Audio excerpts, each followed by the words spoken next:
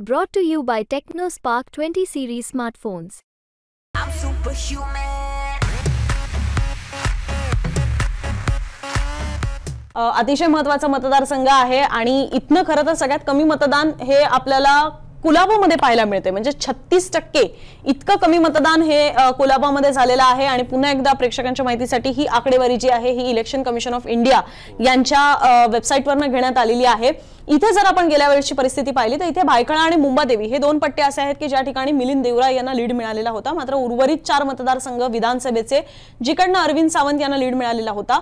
आता ती मतदानाची टक्केवारी पाहिली तर ती जेमतेम 50%च्या घरामध्ये अडकलेली आहे. मुळात म्हणजे बरेचसे मतदार हे बाहेरच पडलेले नाहीयेत. हाच त्यातला पहिला कन्क्लुजन. दुसरं कन्क्लुजन की कुलाबा जिकडनं राहुल नार्वेकर हे तिथले आमदार आहेत भाजपचे, ज्यांची खरं तर चर्चा होती या मतदारसंघासाठी, तिकडनं जे सुरुवातीला खरं तर प्रचार पण खूप मोठ्या प्रमाणात करत होते. मात्र तिकडं सगळ्यात कमी मतदान झालेलं इथे पाहायला मिळतंय. पाठोपाठ वरळी आहे की जिकडनं आदित्य ठाकरे स्वतः आमदार आहेत, तिथेही सेकंड लास्ट आपण म्हणू शकतो की कमी मतदान झालेलं आहे 49%. आणि भायखळा आणि मुंबादेवी इथे 50%च्या घरामध्ये मतदान झालेलं आहे. म्हणजे मुस्लिम वोटर्स हे बाहेर पडलेले आहेत हे आपण पाहू शकतो. पण मलबार हिल आणि शिवडी पण असे पट्टे आहेत की ज्या ठिकाणी मलबार हिल की ज्या ठिकाणी उच्चभ्रू भाग आहे, शिवडी ज्या ठिकाणी मराठी पॉप्युलेशन आहे, वरळीमध्ये सुद्धा मराठी मतदार आहेत. तर इथे इथलं कन्क्लुजन कसं काढणार सर? कारण की इथे सगळंच 50%च्या घरामध्ये आहे. कुलाबा एक अपवाद वगळला तर सगळ्यांना इक्वल अपॉर्च्युनिटी आहे सगळ्यात बघायला गेलं तर. आणि दक्षिण मुंबईमध्ये गेल्या वेळेस जे हे जिंकलेले होते अरविंद सावंत ते 3 मतदारसंघांवरती जिंकलेले होते. त्यातला पहिला मतदारसंघ वरळी होता की जिथे वरळी असून सुद्धा त्यांना मिलिंद देवरांनी बऱ्यापैकी मतं तिकडे घेतलेली होती. हार्डली आपण बघतोय की 30-32 हजाराचा लीड त्यांना मिळालेला होता. दुसरा मतदारसंघ की जिकडे अरविंद सावंतनी बंपर लीड घेतला तो शिवडी मतदारसंघ की जिथे 65% 91,000 मतं त्यांनी त्याच्यामध्ये घेतलेली होती.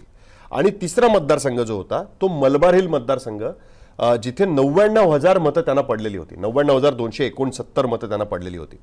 आणि कुलाब्यामध्ये पण ऑफकोर्स अरविंद सावंतला लीड मिळालं. एक करेक्शन करायचे, माझ्याकडनं चूक झाली म्हणून मी सॉरी थांबवते. कुलाबाचं मतदान जे आहे ते 43% आहे. माझ्याकडनं ते करेक्ट करण्याचं राहिलंय. कुलाब्याचं मतदान 36% नाही तर 43% हेच बेसिकली सांगायचं होतं. ठीक आहे. मी मलबार हिलच्या बद्दल सांगत होतो. तर मलबार हिलमध्ये सुद्धा त्यांना 99,000 मतं पडलेली होती आणि मिलिंद देवरा यांना 40,000 मतं पडलेली होती. आणि कुलाब्यामध्ये अगेन अरविंद सावंत यांना लीड होता पण तोही 20,000चा लीड होता. सो मेजर लीड जो अरविंद सावंतला मिळाला तो मलबार हिल आणि शिवडी या 2 विधानसभा मतदारसंघांमध्ये मिळाला. त्यातला शिवडीचा लीड जो आहे तो अरविंद सावंत यांच्या पक्षाचा लीड आहे. म्हणजे तिकडे शिवसेना स्ट्रॉंग आहे म्हणून पडलेला तो लीड आहे. मलबार हिलचा जो लीड आहे तो मात्र भारतीय जनता पार्टीमुळे अरविंद सावंत यांना मिळालेला लीड आहे. तिकडे खरं तर जी 40,000 मतं आपल्याला मिलिंद देवरांची दिसत आहेत ती त्यांची स्वतःची मतं आपण म्हणू शकतो. त्यामुळे यावेळेस म्हणजे सगळी 40,000 नाही पण काही प्रमाणात मतं त्यांची स्वतःची असं म्हणू शकतो. यावेळेस यामिनी जाधव यांना अरविंद सावंत एवढी मतं पडतील का त्या भागामध्ये? आणि जर ती भारतीय जनता पार्टीने ट्रान्सफर करू शकली तर त्याच्यामध्ये मिलिंद देवरा यांना पडणारी मतं सुद्धा त्याच्यामध्ये ट्रान्सफर होऊ शकतात. कारण स्वतः आता मिलिंद देवरा शिवसेनेमध्ये आहेत, म्हणजे एकनाथ शिंदेच्या शिवसेनेमध्ये आहेत. दुसऱ्या बाजूला शिवडीमध्ये अरविंद सावंत उमेदवार आहेत आणि म्हणजे स्वतःच ते उमेदवार आहेत. त्यांना पुन्हा एकदा त्या लीडची अपेक्षा आहे की कारण अजूनही उद्धव बाळासाहेब ठाकरे गटाचं बऱ्यापैकी तिकडे स्ट्रॉंग होल्ड आहे. अर्थात त्यांनी उमेदवार जो दिलाय तो भायखळ्याच्या ज्या आमदार आहेत यामिनी जाधव त्या दिलेल्या आहेत. आणि त्यांच्या स्वतःच्या मतदारसंघामध्ये अरविंद सावंत पिछाडीवर होते गेल्या वेळेस जवळपास 20,000. ह्याचं कारण असं आहे की भायखळ्या मतदारसंघामध्ये मुस्लिम पॉप्युलेशन सुद्धा मोठ्या प्रमाणात आहे. काही प्रमाणामध्ये दलित पॉप्युलेशन आहे आणि मराठी सुद्धा आहेत. म्हणजे मराठी दलित असे पण त्याच्यामध्ये मोठ्या प्रमाणात आहेत. पण भायखळ्यामध्ये मल्टी अँगल फाईट होते. त्याच्यामुळे तिकडचा आमदार असणं म्हणजे काय फार मोठं होणं असं होऊ शकत नाही. याचं कारण तिकडे MIMचा उमेदवार उभा राहतो, समाजवादी पार्टीचा उभा राहतो, काँग्रेसचे उभे राहतात, अखिल भारतीय सेनेचे उभे राहतात, त्याच्यानंतर शिवसेनेचा उमेदवार तिकडे उभा राहतो. त्यामुळे जी अपोजिट मतं आहेत ती जर विभागली गेली, तिकडे वारिस पठाण निवडून आले होते MIMचे भायखळ्यामधनं 2014 मध्ये. अपोजिट मतं जर विभागली गेली, काँग्रेसची तिकडे बऱ्यापैकी मतं आहेत, तर त्याचा फटका तिकडे बसतो तिकडे आमदार निवडून येतो. त्यामुळे याही वेळेस अरविंद सावंतला एक्सपेक्ट आहे की भायखळ्यामधले लोकल आमदार असून सुद्धा जे इतर आणि त्यावेळी यावेळेस अरुण गवळींच्या दगडी चाळीमध्ये यामिनी जाधव यांचं वातावरण होतं. कारण अखिल भारतीय सेनेने त्यांना पाठिंबा दिला होता. त्यामुळे ती अखिल भारतीय सेना म्हणून जी काही मतं आहेत तिकडे जी गवळींना पडतात, अरुण गवळींना पडतात, ती मतं सुद्धा यावेळेस यामिनी जाधवना पडतील. त्यामुळे या मतदारसंघात पुन्हा एकदा अरविंद सावंत पिछाडीवर जाऊ शकतात. पण मुंबादेवीमध्ये मिलिंद देवरा यांना पडलेला बंपर लीड 40,000चा ऑलमोस्ट लीड त्यांना तिकडे मिळालेला होता. यावेळेस तो शिवसेनेला मिळेल की नाही शंका आहे, कारण तिकडची मुस्लिम मतं ती मिलिंद देवरांची मतं नाही आहेत, ती काँग्रेसची मतं आहेत. मुंबादेवीमधली मुस्लिम बहुल विधानसभा मतदारसंघ आहे, आणि पण तेवढा लीड अरविंद सावंत घेऊ शकतील का जो काँग्रेसच्या तिकिटावर पडलेला होता. अगेन इकडे हा प्रश्न या मतदारसंघात ते डिसाईड होणार आहे की मुस्लिम मतं ही ट्रान्सफर होतात का शिवसेनेकडे, कारण इकडे मराठी मतं पडतील शिवसेना युबीटीकडे किती प्रमाणात जातात, म्हणजे जेवढ्या प्रमाणात ती काँग्रेसच्या उमेदवाराला पडतात तेवढ्याच प्रमाणामध्ये ती शिवसेना युबीटीला पडतात का किंवा त्याच्याहून जास्त पडतात का, हे आपल्याला या मतदारसंघातनं कळून येणार आहे. त्याच्यामुळे इकडे सगळ्यांकडे इक्वल ऑपॉर्च्युनिटी. त्यामुळे वरळी, शिवडी आणि मुंबादेवी या 3 मतदारसंघांमध्ये अरविंद सावंत किती लीड घेऊन जातात आणि मलबार हिलचा लीड ते किती कमी करू शकतात यावरती सगळ्यात जास्त महत्व या मतदारसंघाचं असणार आहे. शिवसेना युबीटीला पहिल्यापासून ज्या मतदारसंघांबद्दल कॉन्फिडन्स होता तो दक्षिण मुंबईचा होता, पण माझ्या मते दक्षिण मुंबईचा मतदारसंघ सुद्धा आत्ताच्या परिस्थितीमध्ये फाईटमध्ये. हाच प्रश्न घ्यायला हवा, म्हणजे मी मतदार सुद्धा जर पाहिले तर आता तुम्ही वरळी शिवडीचा ज्याचा उल्लेख केलात की जिकडे मराठी मतदार हे जास्त आहेत, तर वरळी आणि शिवडीमध्ये या दक्षिण मध्य मुंबईमध्ये जर विचार करायचा झाला तर सगळ्यात जास्त मराठी मतदार हे वरळी आणि शिवडीमध्ये आहेत, जे 1.5 आणि 1.25 लाखांच्या घरामध्ये जातात. बाकीच्या या पट्ट्यांमधले मतदार जे आहेत मराठी ते हजारांच्या घरामध्ये जातात. त्यामुळे साठे सर खरं तर इथे खरं तर शिवसेना विरुद्ध शिवसेना अशी लढत आहे. त्यामुळे हे जे वरळी, शिवडी या भागातले मराठी मतदार आहेत हायएस्ट या मतदारसंघातले, ते काही एक गठ्ठा अरविंद सावंत यांच्याकडे जातील का की ते त्या दुसऱ्या म्हणजे एकनाथ शिंदे यांच्या शिवसेनेकडे सुद्धा राहू शकतात, याबद्दल काय सांगाल? कारण की वरळीमध्ये खरं तर कमी मतदान झालेलं आहे.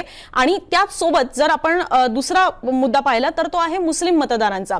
मुस्लिम मतदार सुद्धा भायखळामध्ये 1 लाखाच्या घरात आहेत, मुंबादेवीमध्ये सुद्धा 1,28,000च्या घरामध्ये आहेत, बाकी ठिकाणी ते हजाराच्या घरामध्ये आहेत. पण हे भायखळा आणि मुंबादेवी असे आहेत की जिकडे लाखापेक्षा जास्त आहेत.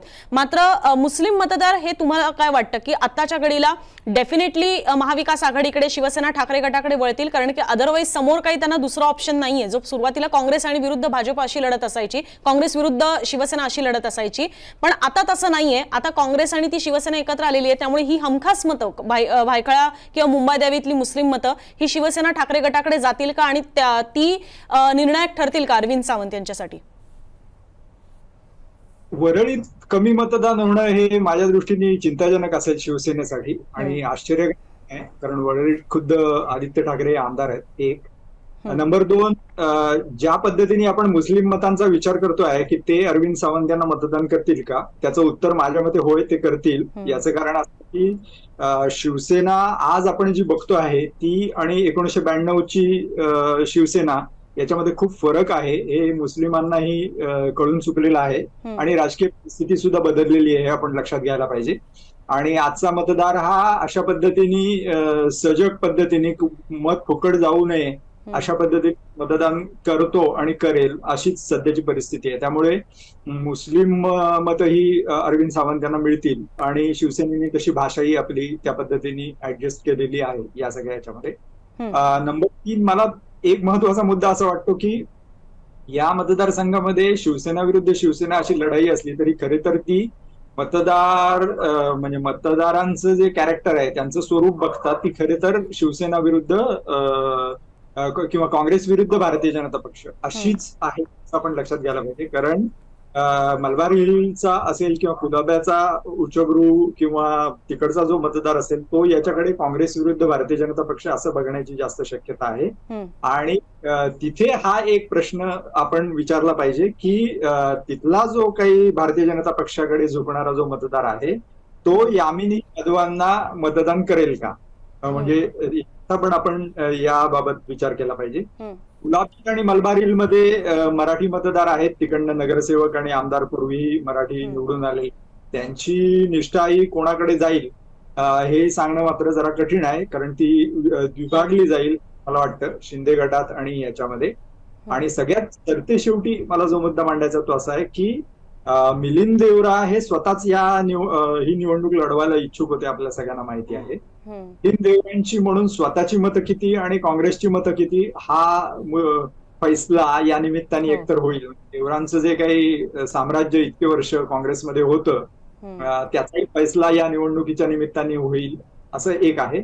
आणि दुसरी गोष्ट म्हणजे देवरांची स्वतःची जी काही मतं आहेत लॉयल, ती देवरा खरोखर शिंदे गटाला ट्रान्सफर करू शकतील का किंवा करू इच्छित असतील का, असा सुद्धा एक प्रश्न या निमित्ताने आपण विचार करायला पाहिजे. असं एकूण लक्षात घेता अरविंद सावंत यांची बाजू थोडी वरचढ दिसते, पण मतदारसंघाचं एकूण व्यामिश्र स्वरूप लक्षात घेता मला असं वाटतं की लढत खूप कसून होण्याची शक्यता आहे आणि एकूण मतदान जे कमी झालेलं आहे ते शिवसेनेसाठी चिंतेचा विषय ठरू शकतो.